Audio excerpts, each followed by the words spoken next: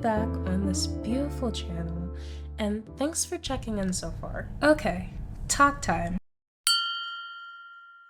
Welcome to this supplementary video for an upcoming article I'm doing called Black on Black Crime, the Anchored versus the Tokened.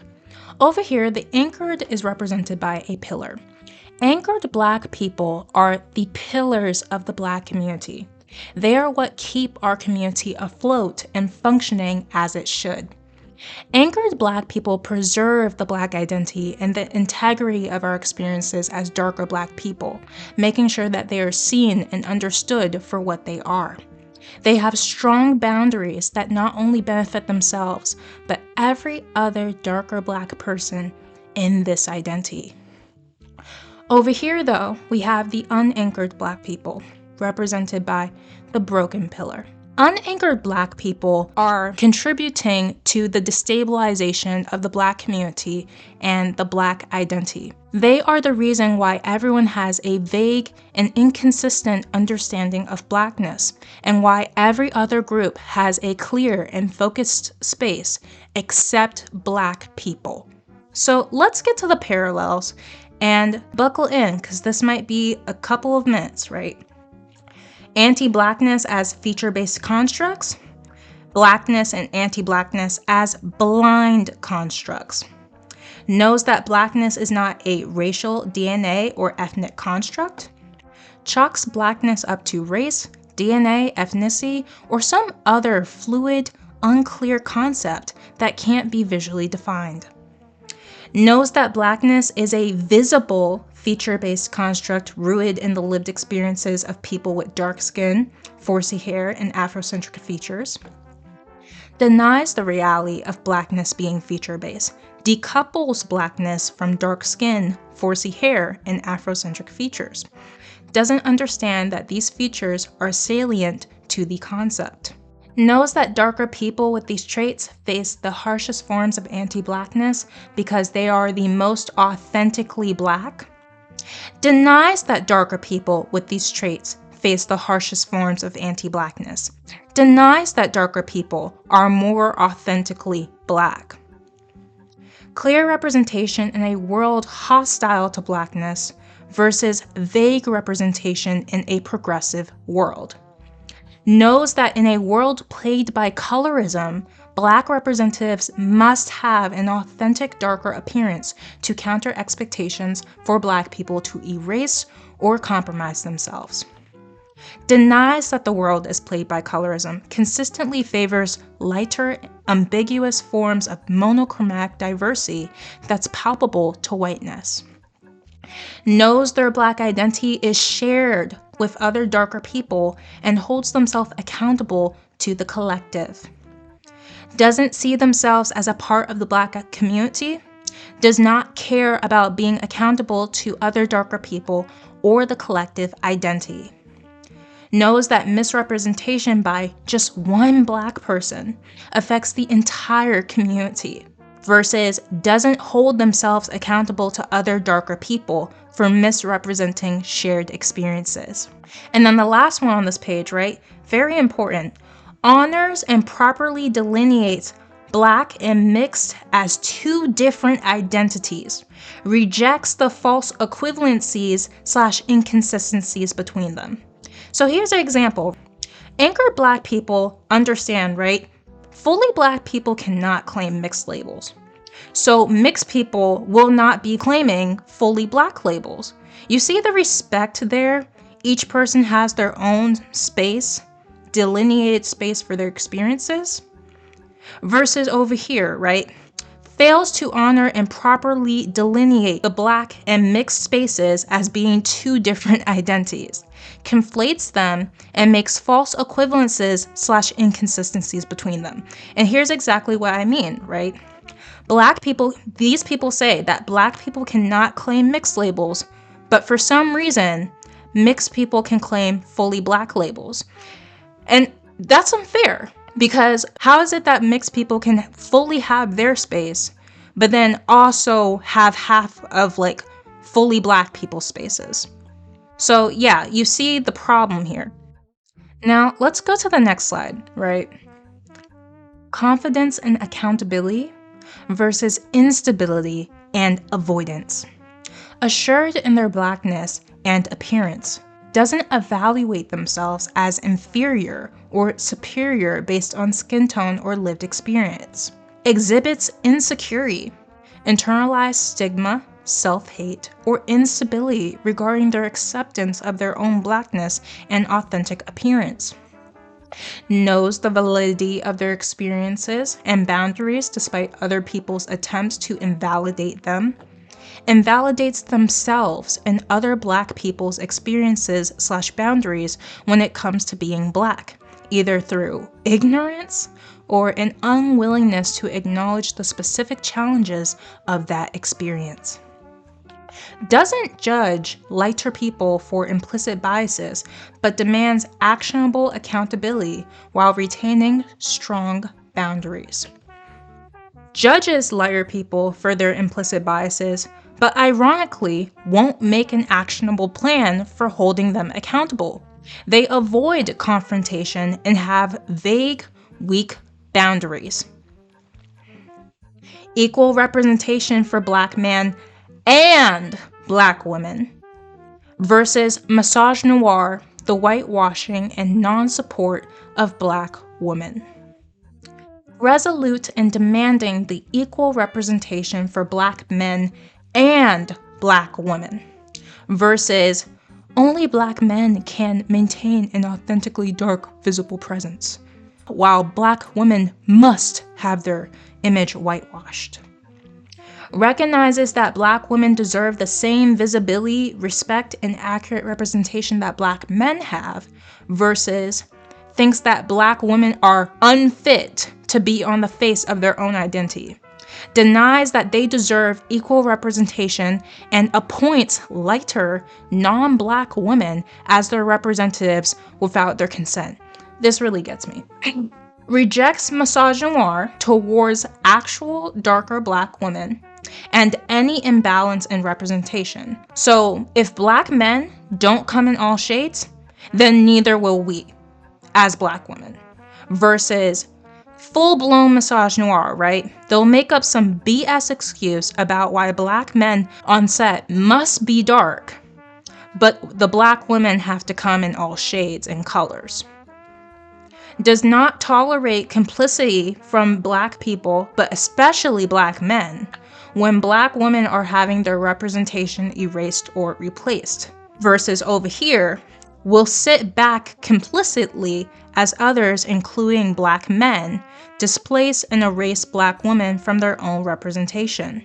They won't confront misogynoir or others for politically disenfranchising Black women. Ending off on this point, something I also want to mention is that I specifically mentioned Black men because they are the biggest offenders of this, but this can also be done by Black women, aka sister-on-sister crime. If you are a Black lady, don't stop other dark women from correcting our image or from being represented the way we authentically appear. Okay, let's go to the next slide. Uncompromising stance against anti-Blackness versus a lenient stance towards anti-Blackness. Stands firmly against anti-Blackness and white supremacy, both within the Black community and white society at large. Lenient towards anti-Blackness and white supremacy, weak or wavering in their resolve. Protects the Black identity from unanchored and anti-Black behaviors/people that undermine collective Black space, agency, dignity, and humanity. Takes no personal accountability in protecting their own identity, let alone the other darker people they share it with. They burned the cape a long time ago and will only be pro-Black if it serves them. Rejects double standards and refuses to be denied the full respect, recognition, pay, and services and accurate representation that other people receive. Complicit with double standards. Tries to police other darker people into accepting those same double standards as well. This is often because they are comfortable with being the exception to the rule. Every other darker person could be disenfranchised, and as long as they are the exception to the rule, they would not care. Rejects erasure, misrepresentation, and degradation, and unapologetically occupies the space for their identity, representation, needs, interests, and experiences. They encourage other Black people to do the same, and do not let non-Black people prioritize themselves in Black spaces. Doesn't care about the erasure, misrepresentation, and degradation of other Black people until they are directly affected or until it conflicts with their interests. Think of all those Black celebrities that only said something about Black Lives Matter when they saw they could profit off of it. Demands recognition even on the margins of white society, demands that their distinct needs be taken seriously by central institutions. They know that ignoring the needs of Black people makes any discussion on societal affairs or progress incomplete, because we will be failing to address the concerns of all of our members. Too weak to demand the proper recognition they deserve in white society. They couldn't beat them, so they joined them. And now they're policing other darker people into doing the same. Now, this slide is not mentioned often in the Black community because it's a new concept, but hopefully you guys can see the problem here. So let's get into it. Calls out epistemic and ontological violence against Black people. Denies epistemic and ontological violence against Black people. Rejects the one-drop rule, the one Black father rule, colorblind/trace Blackness, and the myth that Black people come in all shades. Now let's pause here because you probably want to know what each one of these terms are, right? One-drop rule, that's obvious, we know that. The one Black father rule says that the only ingredient to make a Black child is a Black father. These are all the Black men on Twitter who have an Asian girlfriend or wife, and they say that their biracial kid with that Asian girlfriend or wife is fully Black. That's the one Black father rule. They're erasing the role of a Black woman in the concept of a Black child. Colorblind/trace Blackness. This is where they say that you only need a trace of Blackness to be Black. Someone 400 years ago in your lineage could be a fully Black person, and you're straight up white today, and they'll say that you're fully Black because you have that single trace of Blackness in your ancestry. And then, of course, the myth of Black people coming in all shades. Now, on the other hand, dangerously embraces the one-drop rule, the one Black father rule, colorblind/trace Blackness, and the myth that Black people come in all shades. They view them as unproblematic or even preferable, which is dangerous. Aware that these concepts are forms of epistemic and ontological violence, ones meant to hurt Black people and give undue power, influence, visibility, and accommodation to whiteness in Black spaces. Denies that these concepts are forms of epistemic and ontological violence against Black people, uses twisted, manipulative logic to argue that Blackness was never supposed to be about darker people. Refuses to broaden the Black identity beyond the original focus and lived experiences of darker people. Knows that changing the focus of the identity is an attempt to deny them an identity altogether. Broadens the scope and focus of the Black identity to such an extent that it's platforming basically everyone except darker people. They will change the identity to chase white validation, indifferent to their own erasure and to the erasure of other darker people. Knows that this is not inclusivity, right? It's erasure, because every other group has a focused, undivided space except Black people. Has a misguided and dangerous understanding of inclusion, is willfully deaf to the warnings of other darker people, and obsessed with grandstanding or trying to be a righteous bastion of inclusivity. Sorry guys, I was in a rush over here. You see the typo. Okay. Calls out non-Black co-opting of Black spaces versus thinks co-opting is solidarity. The difference. Rejects non-Black people using Blackness as platforms, vehicles, instruments, props, or costumes for their personal agendas, versus encourages Black people to co-opt Black struggles that they don't experience firsthand for personal gain. Will not allow non-Black people to create false equivalencies of shared victimhood, nor excuse, accept, or placate non-Black people in using the N-word. They will not support these people in creating a revisionist history that denies the historical weight of past anti-Black transgressions. Believes that non-Black people creating false equivalencies of shared victimhood shows solidarity. Excuses, accepts, or placates non-Black people in using the N-word or supports the revisionist history that denies the historical weight of past anti-Black transgressions. Rejects relationship, and this one is very important, y'all. Rejects relationships or people who degrade Black people, particularly Black women. Rejects relationships or people that uplift themselves off the degradation or embarrassment of the Black community.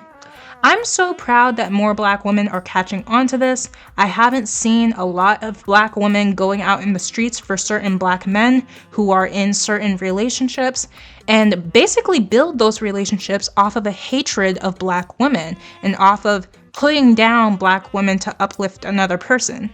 Now, there's nothing wrong with loving another person who's not a Black woman, who's someone different, but the problem is your love isn't built off of a strong connection to each other.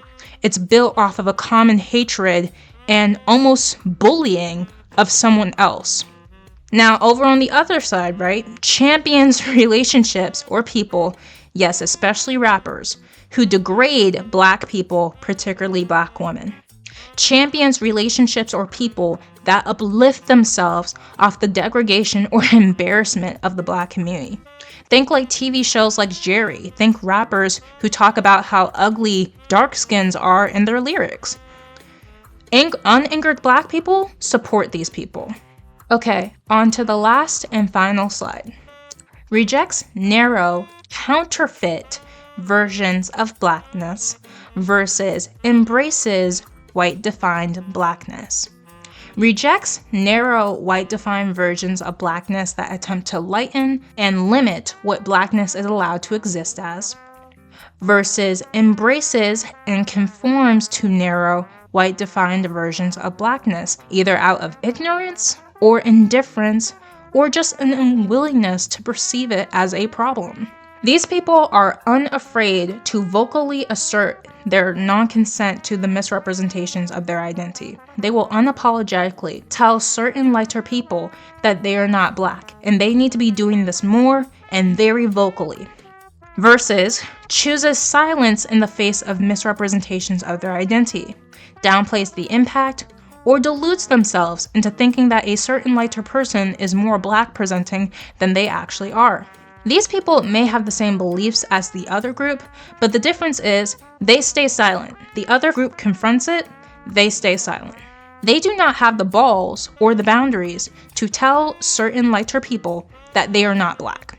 Expects Black characters to be portrayed by Black actors, not lighter or unambiguous stand-ins, versus openly advocates and cries for women like Zendaya, Meghan Markle, Tisha Campbell, Amanda Steinberg, Thandie Newton, and Trace Elliott Ross to represent fully Black, darker characters on TV. They are literally begging these women to displace us in our own representation. Rejects tokenization and race swapping as cheap forms of representation and demands authentic Black narratives, not recycled white stories rebranded with Black faces. Thinks that tokenization is empowerment. Thinks that the only way to get representation is by taking over other people's representation through race swapping or vicariously living through other people. And this is sad, right? Why don't you want your own original Black stories? why are you trying to be the next Black Ariel or the next Black Spider-Man? We have Black Panther. We can make our own stories and superheroes. It's just going to, piss other people off because you're violating their space instead of protecting your own space. Knows that our narrative, definitions, and boundaries should be on our own terms, and that we will never be able to solve anti-Blackness without it. Actively prevents anchored Black people from setting proper boundaries or correcting the narrative. Chalks the societal issues that anchored Black people bring up to personal flaws or shortcomings to appease the white narrative. And this last one, it's very big, but it needed to be put up there, right? So, to preface, it's become apparent to me that certain Black people don't understand that Blackness is a global thing, right? They may be even xenophobic.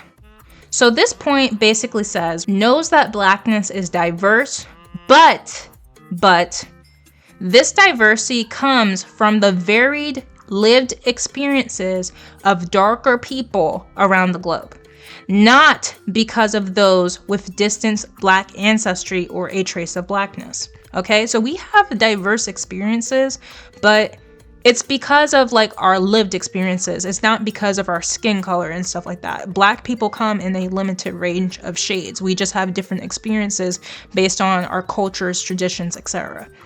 Versus thinks that Black diversity comes from shoehorning lighter, non-Black people into Black spaces. They feel that the only way they can be diverse is by bringing people who aren't Black into Black spaces. Knows that authentic Blackness isn't confined to one ethnicity. It is defined by the global shared experience of those bearing visible Black traits, regardless of culture, history, or tradition. Versus xenophobic. They will say that a blanc, not passe blanc, they are not a Black person passing as white. They literally are not Black, okay? They will say that a blanc person in their ethnicity is 100% Black, but will deny that a darker person from other countries are Black, even when that Black person has dark skin, 4C hair, and Afrocentric features just like they do. Knows that focusing Blackness on those without these traits weakens the integrity of the space and shifts the focus away from those with truly lived Black experiences. Versus indifferent to the erasure of authentic Blackness, thinks that one trace of Blackness should automatically qualify someone to get full access and focus in Black spaces. Hey there, if you successfully made it through all 5 slides, you may just be an anchored Black person. While I couldn't always fit everything that I wanted on each slide, these are kind of the main thinking traps that people who are unanchored from authentic Blackness have. A lot of them may even think that they are still anchored, but it's about seeing under the illusion to get to the root of the problem. A last note before we end this video is I wanted to deeply touch on an issue that I left off on the 4th slide. Here's the kicker. The 3/5 compromise that we all know from school and our history classes is still going on in the US to this day. You may be in disbelief to hear that, but this is absolutely true. And what I come to realize after talking with certain personalities over my years of working on this topic. I'm willing to do another video to explain what's going on and why this should be ringing alarm bells in our head. But until next video, take care. Mwah.